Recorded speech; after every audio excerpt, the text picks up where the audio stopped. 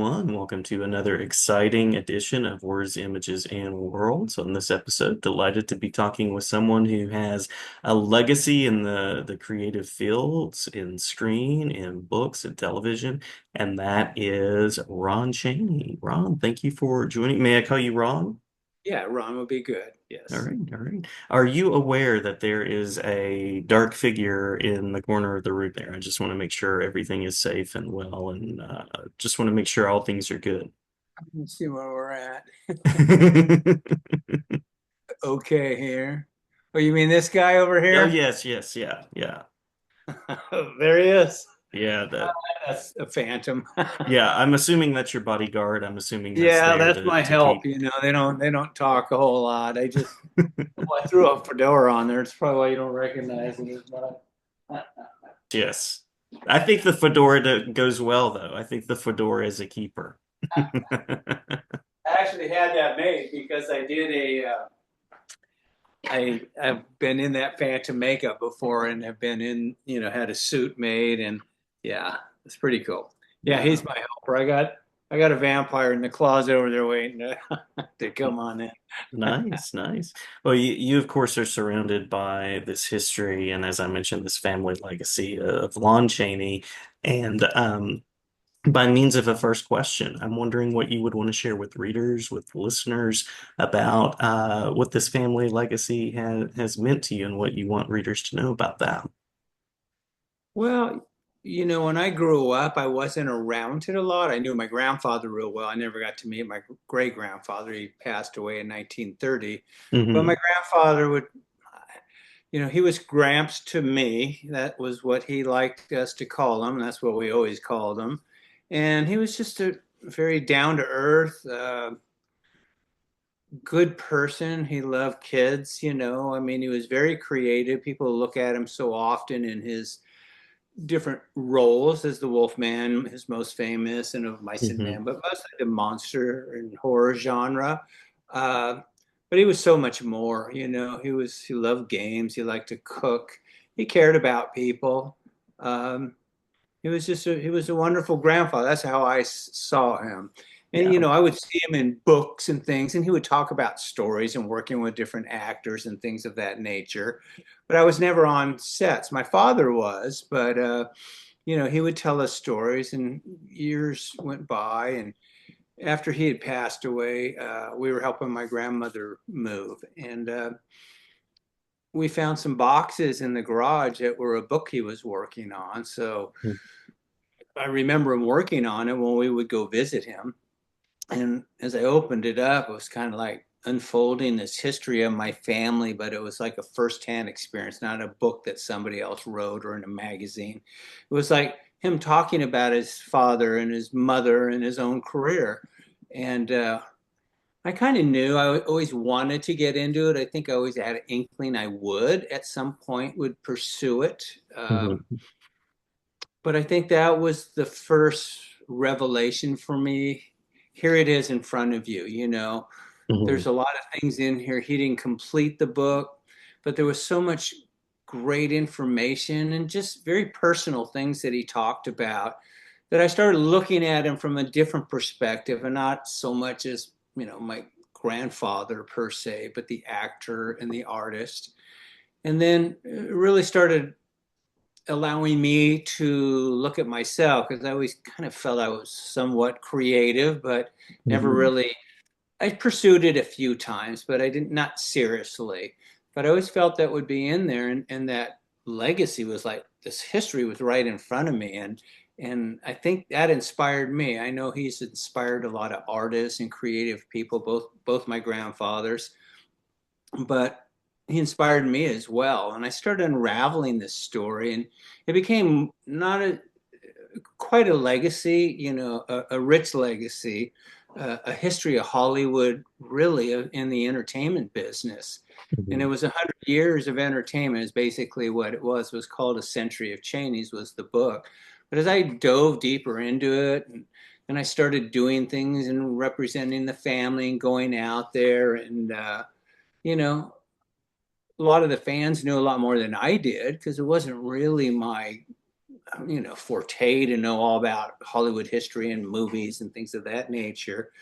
So after a few conventions and people were telling me lines from movies and things of that nature, which you think would be funny, but it wasn't that I was necessarily associated that deep into it.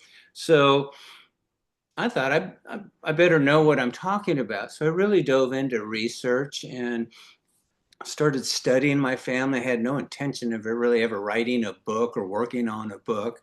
But I think what it was a stepping stone to open up my own creativity, but to learn of their legacy at the same time and what an impact they had on people.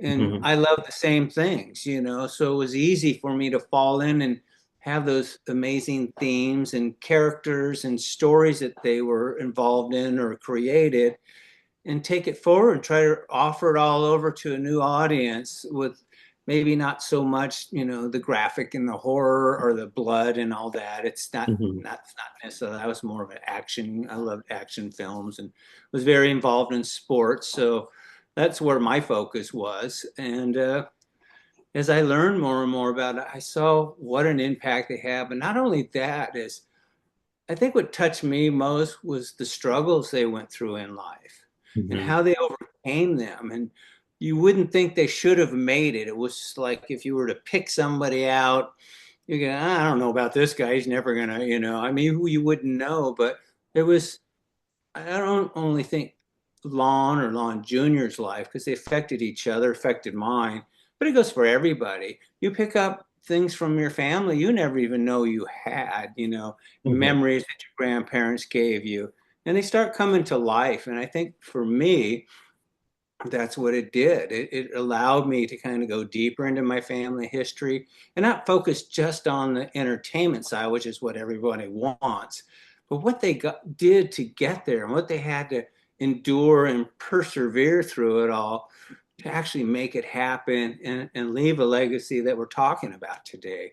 And I think I'm always been open to all things. And they opened up that stream of knowledge to me, I think, and also my own creative abilities. I love that. I love that. You mentioned that you had been in the makeup yourself and have sort of explored this world creatively as well. And my next question was going to be the vision that you have for Chaney Entertainment, but I'm also curious about this backstory of how your family came to this place as well. So feel free to share both the vision as well as some of the things that you've learned in taking this on. Well, early on, when I decided to pursue it and rights were passed down, through the family, um, I felt it was my job to preserve and perpetuate it. Mhm. So knowing that it's a kind of a past. Sorry, my dog's right here looking up at me. Oh, the pets are welcome. Absolutely. Uh, it just opened up that journey for me, and I started looking into it, and it just kind of called for me to do this type of thing. So, in preserving and perpetuating it, it had a twofold effect on me. For one, I was able to go out and talk to people about my grandfathers and saw what how they move people. I went to a couple conventions.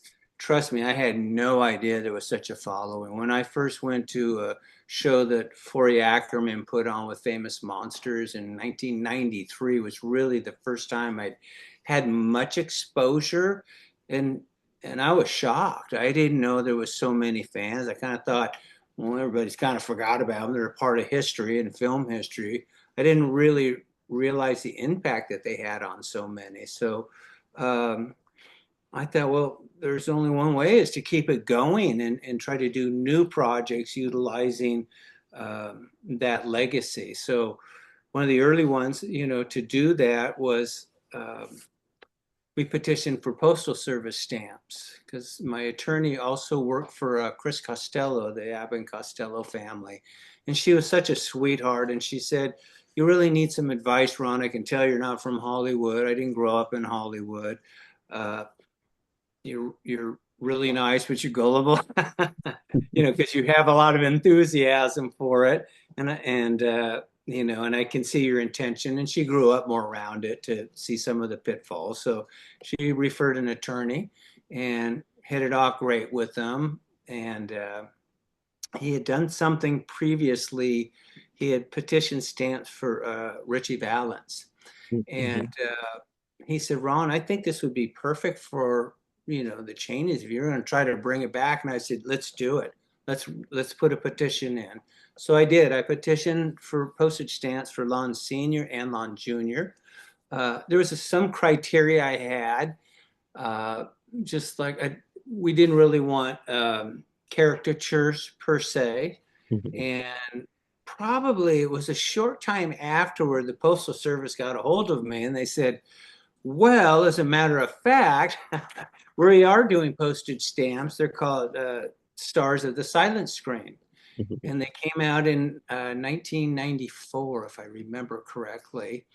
And it was artwork by Al Hirschfeld. So I went, oh yeah, and they weren't accepting Lon Jr. They only wanted Senior because he went with the group of stamps with Charlie Chaplin and you Mhm. know other silent screen stars, Buster Keaton and more. But I couldn't turn it down, and Absolutely. I just said, well, gosh, that's such an honor. And then his depiction of Lon was different than everybody else because they all had their signature kind of iconic look that they're known for. Well, Mhm. Lon has so many of them between the Hunchback and the Phantom and the Vampire and all his thousand faces. He kind of did a mixture, which was really cool.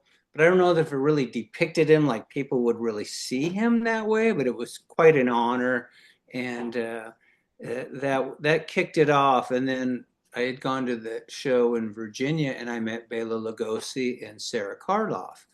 And we were all kind of excited to meet each other because we never had. We were kind of wondering what the other families were, being from monster families, what their experiences were. And we all hit it off great and became very good friends. We all ended up living in California, not really too far from each other, unbeknownst. And eventually I said, here's what I've done with my grandfathers. My grandfather didn't get accepted, but how about we all go back in on it? Would you like to do that? I mean, I've already done it, so it's going to be really quick transition into that.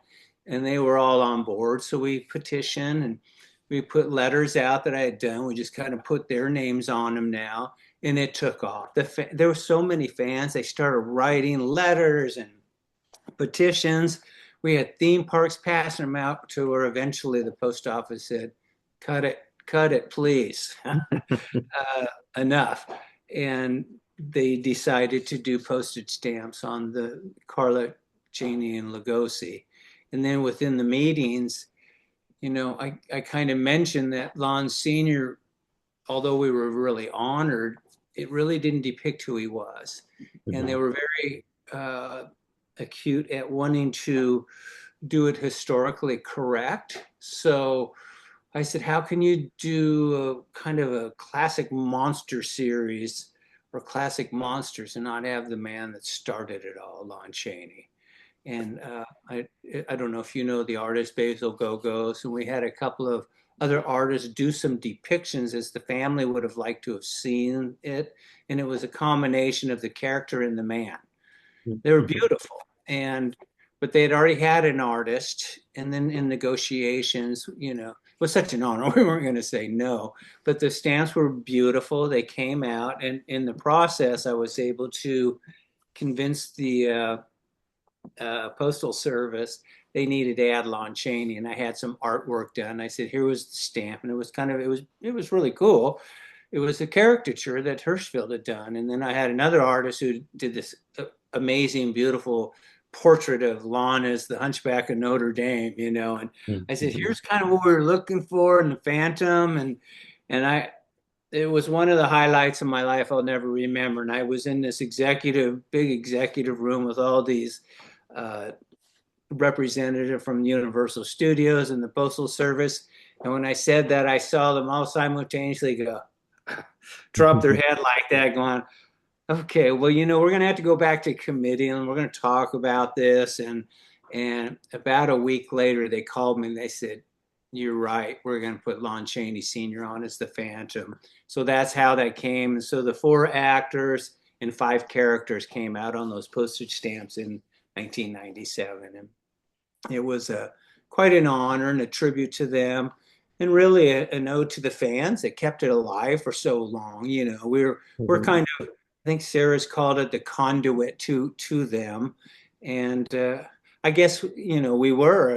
It was awesome, and it led to doing a licensing agreement with Universal. So in the late '90s, early 2000s, a lot of product was starting to come out, and it was really going well. So they were thrilled, we were thrilled, but there was a lot of legalities going on, unfortunately, and Mhm. went on for a while. And it's like, okay, well, you got to keep going. And in the meantime, I had attended a show in Connecticut where they played the Phantom with an orchestra with my friend Cortland Hull, and it was I just thought it was really cool. And for a film festival out here where I live in Palm Springs, California, they have a big film festival out here. It wasn't as big as it is now, but I did one of the gala events, and we had a full orchestra down here, and I reassembled like about 70% of the original orchestration of the cue sheet of the Phantom of the Opera and played it live with the film. And I thought, well, that's Nice. a great way to preserve and perpetuate.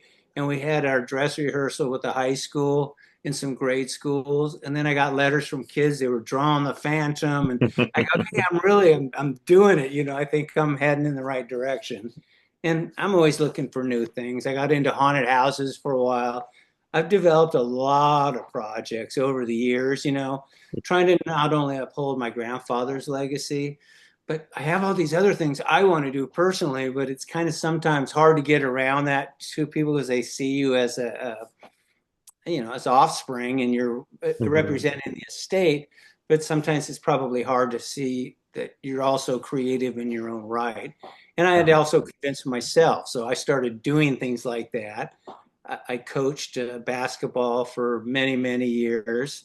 So I liked working with kids.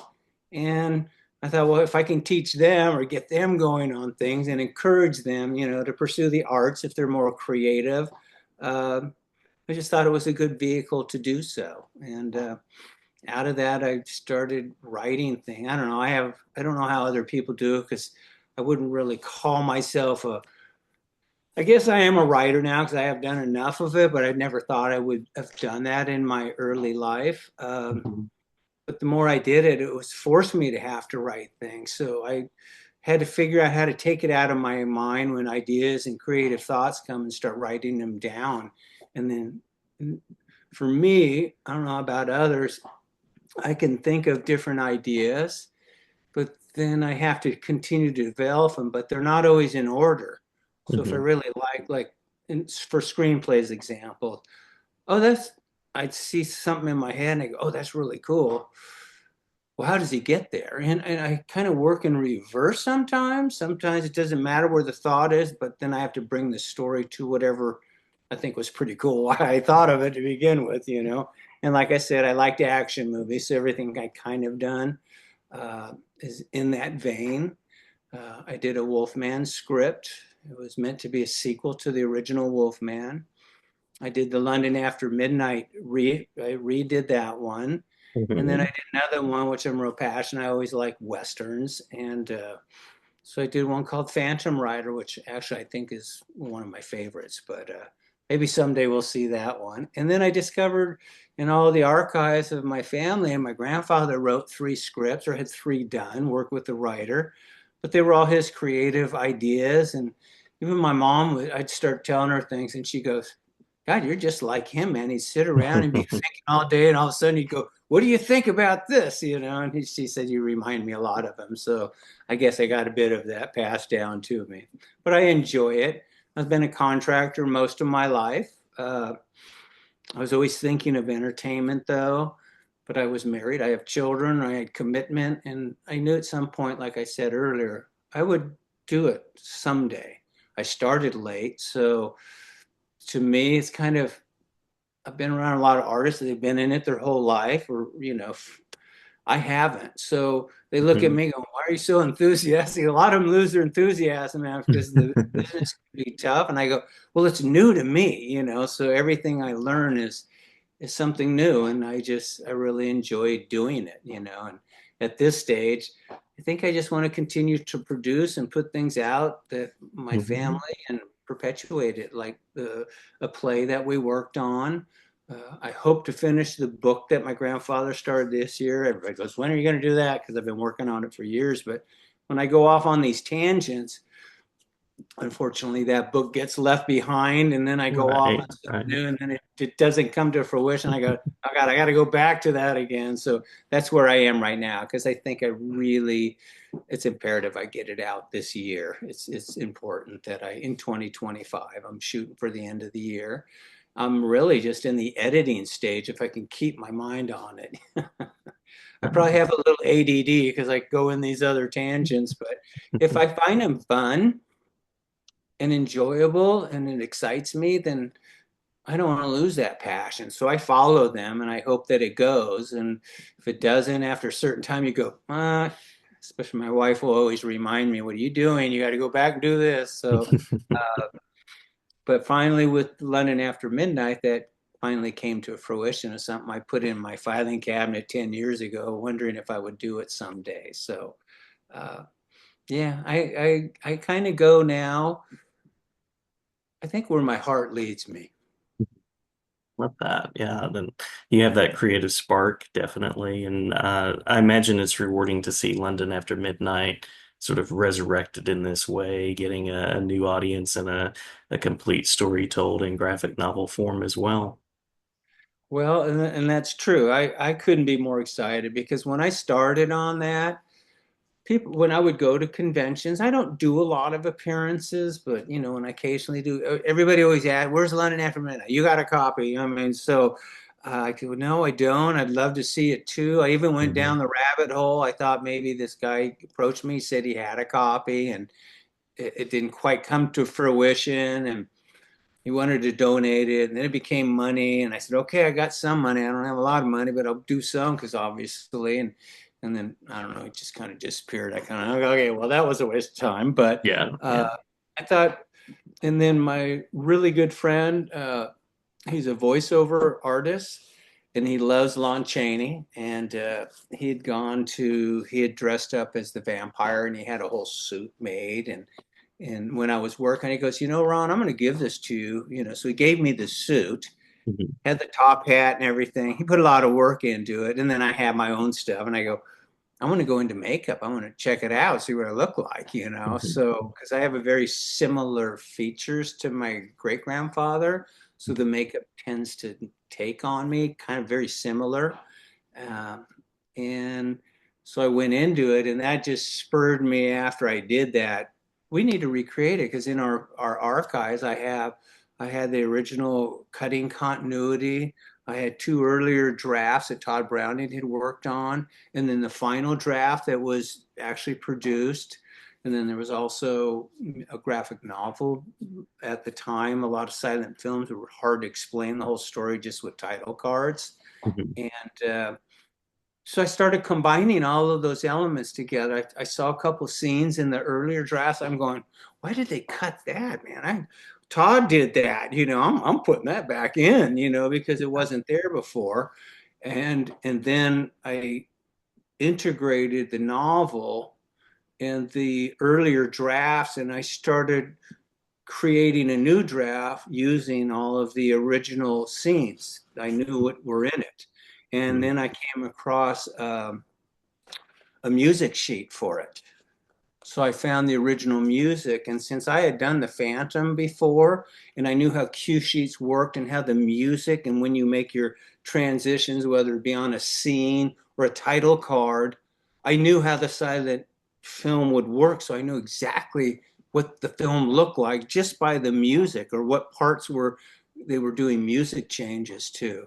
So that got me thinking, why don't we recreate it? If everybody wants to see it and it's this lost film, let's recreate it. So that's what started me doing that. And then for scenes that were cut from the original but were in the novel and things that were taken out, which I felt explained more of the story, the backstory, what was going on, I integrated them all.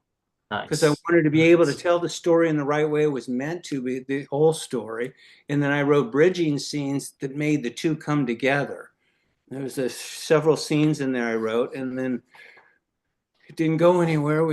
There was some issues. So again, it was another script that went in my filing cabinet. And then when I was in Michigan for our play, we finally premiered it. Hmm. We had readings in New York and New Jersey area because all my partners on that play live back there. It's a musical. I mean, it's a beautiful play. It's an amazing play, but it's more about what I was talking about earlier. Sure, this amazing career was going on, but hearts were breaking on personal sides. And there was split between my great grandparents and my grandfather being toted around the country, in these barn storming vaudeville shows all over the United States in the early 1900s, and the hardships they went through. I felt later, great story, but it was really one of perseverance. And then when Lon Senior, he intended to stay on stage. That's what he wanted. He loved it. He Hmm. loved the live audience. And when his career ended, through my great grandmother, they were splitting up and a lot of jealousies, and she attempted suicide when he was performing. You don't bring that. You just can't bring that to that business. Hmm. And he knew he had to make a change, and that's when he went into the film business in its infancy. So if you Wow. look at it from the perspective of my grandfather as a child on these trains town to town, one night stands, two nights, maybe a week was a good run, or if they had a season in one place, but they were really the old traveling, the toughest part of show business. He went through it all. He had deaf grandparents. Lon Senior's, both his parents were deaf mutes. So a lot of the expressions started coming out, and you can see why his pantomime and artistry were exquisite for the silent film because he could express so much with gestures and facial expressions. He really didn't need to talk. And so my grandfather saw all of that. And then all of a sudden, now his dad's in a movie business, and he had to watch him work his way all the way up to becoming starting all over again and coming up all the way to the number one box office attraction in the world. From no money and stranding to, he had a lot of money in those days. He had a lot of money. And then the depression hit, and then 2 years Hmm. later, he goes into the business. He has to start all over again and build his own career because he didn't want to ride the coattails of his father. But I mean, how do you not? Because everybody knew who his father was. I haven't had, I get it. Sometimes I think that because whatever they did, I can't look at it that way. I thought what they did was unique, special, will never be duplicated. So, and I was a generation removed, so I don't think I felt that big, heavy burden. Hmm. Although, anything I might do, I'm sure scrutinized a little more than others. But at the end of the day, if I'm happy with it, I think everybody just has to find that in life. It doesn't really matter what it is, because probably if I'd have had my way, I would have been a teacher or a coach. Hmm. Hmm. That's what I like to do. And, life takes you in different directions for sure. Well, there is something, I'm a teacher, that's my day job, and there is something of being a storyteller, a historian. There are all of those parts of teaching. So in a way, you're sort of getting to be, as you said, the conduit to the family story in this way, which is very, very cool. Very cool to hear about as well. Well, and he's the master of makeup. I mean, everybody will Hmm. follow him. So, you know, Lon Senior was a hero in the deaf community. He was a hero in silent film. He was a hero in makeup. He covered a lot of different parts in his life, and I think people in all the stories I read about it, interviews, and even things that my grandfather said about his dad, he was so dedicated to whatever he did. He put all of his focus in it, and he was always shooting for perfection. I think most artists shoot for it. I hope you do. I mean, I try to. I Hmm. know that I'm going to fail because I've had enough failures to know it isn't happening. But I think you always try to. I mean, anybody, whatever you do, you should try to do the best at. I was a contractor, I was a pool contractor, and I did a lot of work. It wasn't what I wanted really to do. I was good at it. I was reliable and a hard worker, but Hmm. I think at some point I just said I have to follow the passion. I don't want to kick myself in life later on that, yeah, I might have, I could have, I should have, maybe. No, I'm going to try and I'll either succeed or I'll fail trying. And I think in that way, I hope with the projects I've worked on, I can continue that legacy of my grandfathers and then inspire new people to do things, like with London After Midnight, with the stage play. Those things take a lot of money. Uh, I have a very rich legacy, but we really, if you wouldn't know, you wouldn't know how all the wealth went away so quickly by the time I came around. But we had pretty meager upbringing, and that's just part of life. You learn those ups and downs, and you give it your best effort. I think that's the key at the end of the day. And what I respect my grandfathers, they were always in all the things I read. They were, they did their job. They were professional when they got there. A little different than today, and I know a lot of actors. There's some amazing actors out there these days. Uh, there's different methods, and I think my family, they learned life through hard knocks. They were able to convert it into convincing others um, of the character they're portraying because they could pull on their own life experiences. And I think that's what made them so effective with the roles that have lasted and people have endured people to them for years and years, like the Wolf Man. Most of the things I hear is, "Oh God, I was so scared." I mean, when they see it, but they also always felt sympathy for the character, and I think that's where my family was unique and different.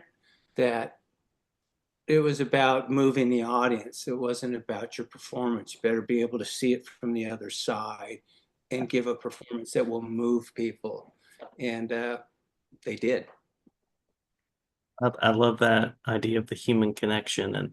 And where I do want to give you the chance to mention where people can find out information about Chaney Enterprises or Chaney Entertainment.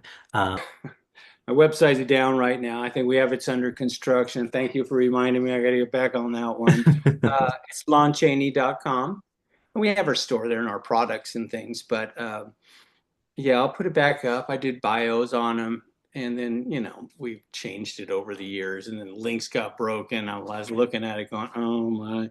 A couple of people brought it to my attention. So I thought I'd rather just disconnect it. But there's a lot on the internet. I mean, you can look anytime. We do post on the Instagram occasionally. I do on my Facebook. And then we have our Chaney Entertainment Facebook account, and I'll post occasionally. Um, I'm not real good at it. I have to admit, I'm not big on the social media. I try to get my kids to help me. They're a lot better at it. Uh, mhm, mhm. but there is a lot of information. Our play is, we have pitched it out there. It's called A Thousand Faces.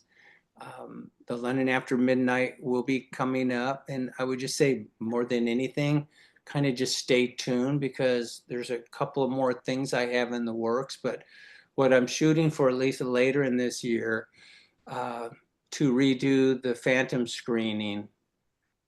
And maybe with all this tragedy in LA right now, we were hoping to do it in there. So maybe we can do a 100th anniversary of the Phantom. That would be And great. I've now, in all the years of collecting music, I've put like 100% of the original orchestral score together. And there's, we want to screen it again with the full orchestra live. I may go back into makeup one more time as the Phantom.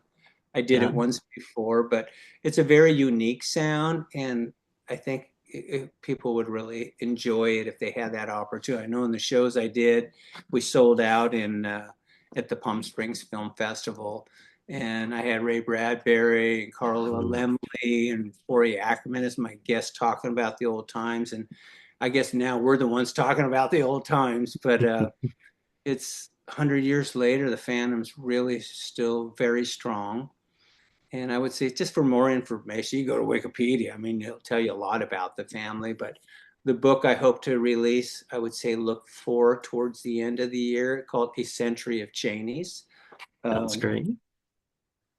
I Let try me to, know.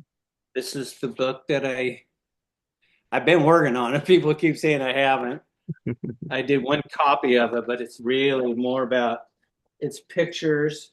What my grandfather was hoping to do with it was so you could open it anywhere in the book and find something entertaining, Mhm. something in factual information, or answering a question you might have had about their movies or what it was going on. So that this was his artwork. So I try to keep everything he did, but I put it in chronological. I cover my family's history, the deafness in the family. I think that Mhm. helped build that character that Lon had and the perseverance. And his stage career has never been documented. And I've documented most of his stage career in this that nobody knows about. And I've said it in a couple other interviews after all the research. His film career probably paled his stage career. He had over 1,000 Wow. appearances on stage that nobody really ever knows about. Not that as a main star, but as a character per se, or a comedian or a dancer. Yeah, his stage career, and my great grandmother, who only appeared on stage with him for 10 years. So, this A Century of Cheneys is actually how my grandfather came up with that, was 100 years of entertainment with all of them combined. His dad's career, his mother's career, and his own career, which didn't quite add up to 100 years, but maybe I was able to finish it since I've done a couple of productions now. And I did a film last year. We've won a few awards in some film festivals. So uh, I'm excited about it. I hope to continue to do that. And really, my main goal, and always has been since I was telling you we found these boxes at my grandma's, uh, is to do a film about him. And Mhm. that's, I think, my goal. Hopefully, God willing, that I'll be able to accomplish that. And I think it can be inspiration to a lot of people of what he went through and what he accomplished in his life, and extremely entertaining how his career was and the paths that he went down in his lifetime. Yeah, absolutely. I would love to see that, and may it be so. Wishing you well with that. Glad to promote, share about the book when it's out and ready, and glad to have you back anytime. I suppose I was going to ask if there's one film, one work that you would suggest that people look at to kind of get started on the journey, especially for the new generations of film goers and cinephiles that are coming in. I suppose the book that you're working on would be a wonderful entry, but any other starting point that you might mention? Well, there's been about 6 or 7 books written on Lon Senior specifically. Michael Blake did a nice job on a couple of books that he did. I think he did. I think he did 2 or 3. Did his film. He actually did one just on his films because a lot of them are lost. Um, Film wise, I think you'd want to see Hunchback of Notre Dame because Mm-hmm. it really was the first character, like really, heavy makeup. It wasn't really a horror film, but it horrified people because his makeup was so good. And he had been wanting to play that role. He played a hunchback early in his career, like in 1914, where he was a hunchback. It wasn't the Hunchback of Notre Dame, but it was a character.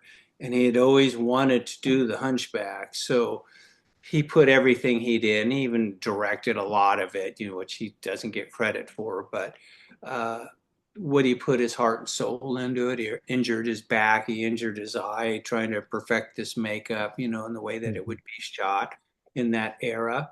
I would start there because he shows so much pathos and emotion. You can't miss the Phantom. The unknown is incredible. Just his character. I'd say that's Lon Senior. Maybe The Penalty. Um, that's Hmm. an incredible film where he plays a cripple with no legs, and I was talking about him being a hero. He was a hero to a lot of returning veterans when they came back from World War One with missing limbs and things of that way. That, he was a hero then because he would play these sympathetic characters, sometimes mean, sometimes nice or whatever. But I would say those definitely. For my grandfather, Lon Chaney Jr., I think you have to see Of Mice and Men. Oh, And absolutely. then I would jump over to Wolfman and see these diverse characters that he's playing, but in both and in all of those movies, you can see the pathos that they use in their performances to move people. And what a better character than Quasimodo to kick off that journey and explore that. I would say so, yes, indeed. That would be a good one to start with. Yeah. Yeah. Well, Ron, I'm grateful for the time. It's been wonderful meeting you and talking with you, and it's an open invitation. So anytime you want to mention a project, have a chat, certainly glad to do that. Well, thank you very much. I hope some of these things come to fruition where we can put them out there and allow people to see them. Well, we're having a problem. Matter of fact, I had a meeting with my partner this morning. He said people don't remember the name Lon Chaney anymore, so we're trying to think of a new opening to try to modernize it. And I'm like, I thought Yeah. our opening was pretty good, but I can see where you're coming from because that's what you're dealing with now. I mean, it's, Yeah. a long time ago, but uh, their mark they left on the industry and the people they inspired, you still see it in their work from new artists today, no Hmm. doubt. Absolutely. Absolutely. And glad to be a small part of telling that story and passing that name on. Well, thank you very much, Jason. A pleasure Absolutely. meeting Absolutely. Pleasure to meet you as well. you. Okay.